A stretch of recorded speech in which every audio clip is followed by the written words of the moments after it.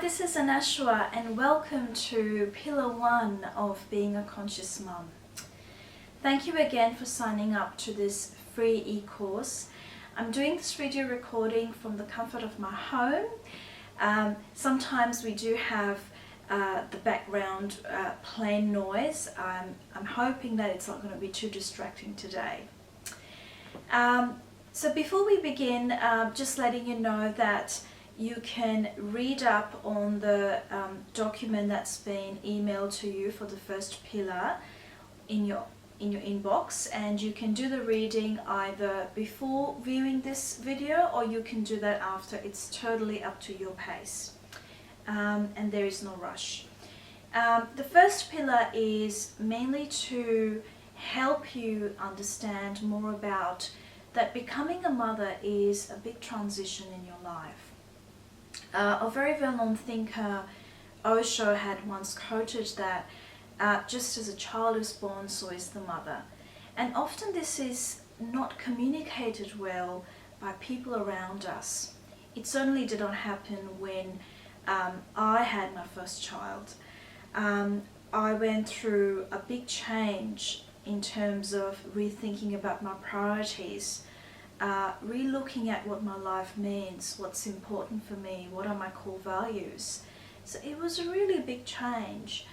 The other change, which is often missed out on, is the fact that infants present with a lot of demands on the mother, whether it's the demands of breastfeeding, settling, sleep, nappy changes, and there's a whole lot of dependence on the mum.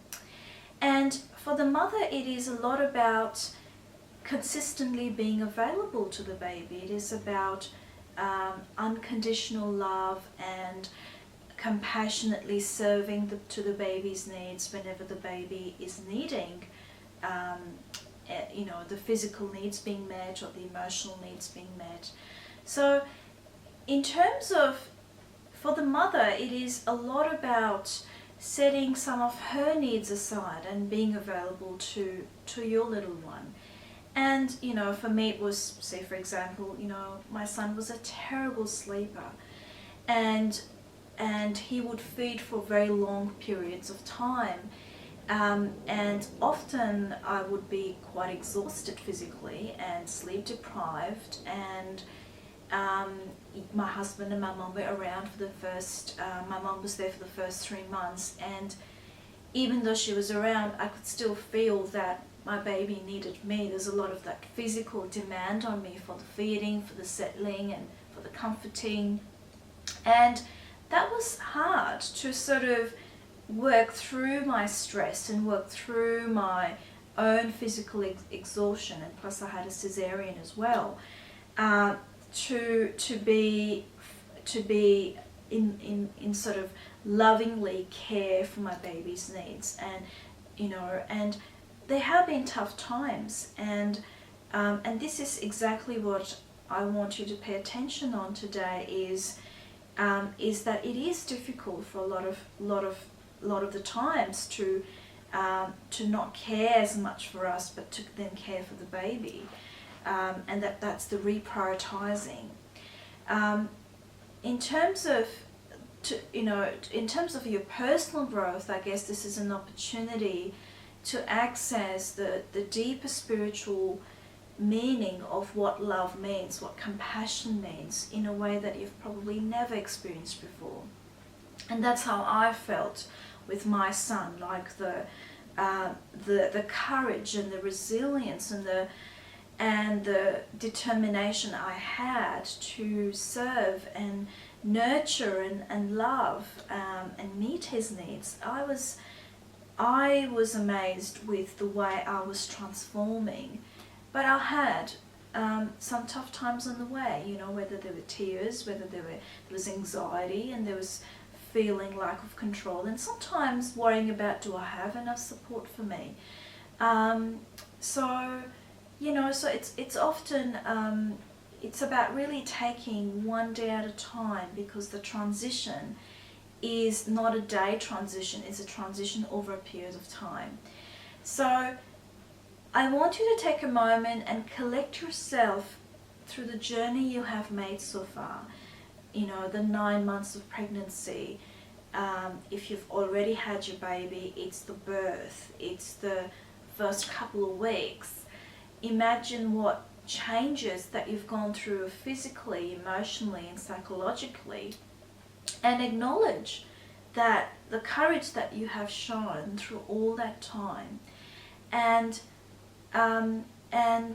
allowing that change to happen is a big step towards your personal growth as well. So as your sense of self is transforming, you are contributing to your infant's sense of self as well.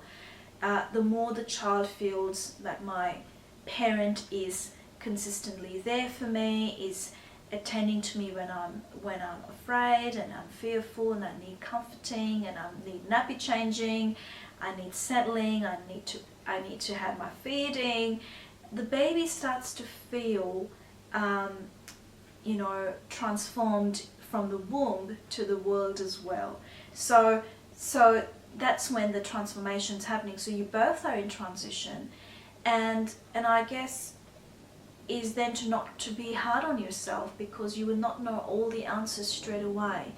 We may only have a template about what it means to be a parent, and unconsciously embedded is, you know, from our own parenting experience or what we've observed in other people, our friends, and you know, other mums, and what information we've gathered from midwives or from doctors or practitioners. So we have a template, but we don't know exactly how it's going to be unless we are actually doing that. So I guess just having that awareness that not to put too much pressure on yourself to know everything correctly, and to open the door of that learning, that you are learning and you're evolving as a parent, and your needs of, you know, that your baby's presenting, the needs that your baby is presenting to once the baby is a toddler or a child or becomes a teenager, you know, their needs are going to constantly change. So you're having to adapt and adjust to changes at every milestone and growth that your child's going to go through. So right now you are going through the same with, you know, it's that adaptability and adjusting, and especially because of the newness of what it means to be a parent, especially if you're a first parent. Even if you're a second-time parent, it is about looking at your baby's unique needs, which could be very different from your first child, and then also figuring it out about how you're going to meet both children's needs in ways that makes them feel secure and you feel secure about yourself too. So I think it's about really looking at parenting. The key learning areas from this pillar 1 is to feel empowered in the fact that to look at your life as a transition right now, and to really accept and validate all the feelings you've gone through so far, and to liberate yourself from the pressure a little bit so that you can open the window of learning continually and adapting continually. So it is a growth for you as it is a growth for your baby. I hope you found this video helpful, and I look forward to listening to your comments and your feedback on Facebook. If you have any questions, feel free to share that with the group. Remember, this group is going to be a closed group only for a week. Please be mindful about what information you are willing to share in terms of that makes you comfortable. If it's very uncomfortable, I would always recommend you to maybe send me a PM if you don't want others to know. If you feel like things have been really out of control and have been really stressed, it probably wouldn't a good idea to actually see someone face to face who's a qualified psychologist or practitioner who can actually assist you with providing you more support that you deserve. So I look forward to sharing pillar 2 in my next video segment, and have a wonderful day ahead. Bye!